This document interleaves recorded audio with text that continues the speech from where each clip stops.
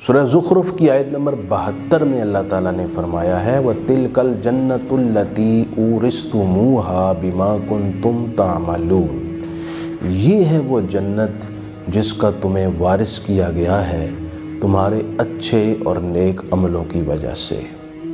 رب العالمین نے مسلمان کو جنت میں اس کے مقام اور اس کے مسکن کا وارث قرار دیا ہے۔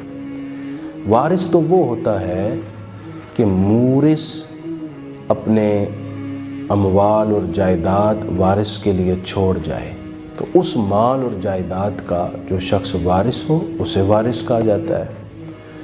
تو جنت کا وارث مسلمان کو کس وجہ سے بنایا گیا ہے؟ اس کے لیے وہاں پر کس شخص نے اپنے اموال یا اپنا مسکن چھوڑا ہے جس کا یہ وارث ہے؟ دو حدیثیں آپ کے پیش خدمت ہیں۔ ایک حضرت سیدنا عبداللہ بن عباس رضی اللہ تعالی عنہما فرماتے ہیں کہ میں نے جو حضور سے اس کی تفسیر سنی وہ یہ ہے کہ اللہ تعالیٰ نے ہر شخص کا ایک جنت میں اور ایک دوزخ میں مقام مقرر کیا ہوا ہے۔ کافر مسلمان کے لیے دوزخ میں وارث ہوگا کیونکہ مسلمان نے تو جنت میں جانا ہے، اور مسلمان کافر کا جنت میں وارث ہوگا کیونکہ کافر نے تو دوزخ میں چلے جانا ہے۔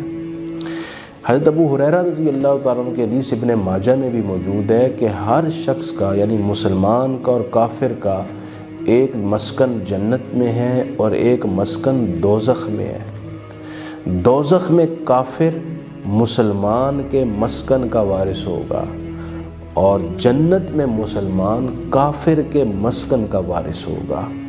یہ اللہ تعالیٰ کی مہربانی ہے کہ جس نے جنت میں جانا ہے اس کو اپنا مقام اپنا مسکن تو ملنا ہی ہے، اس کے علاوہ جو کافر کا وہاں مسکن تھا اس کا وارث بھی ایک مسلمان ہوگا۔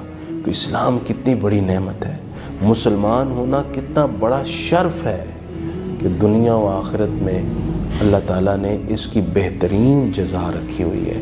اللہ تعالیٰ کا شکر ادا کیا کریں اور اسلام پر استقامت کے ساتھ چلتے رہیں۔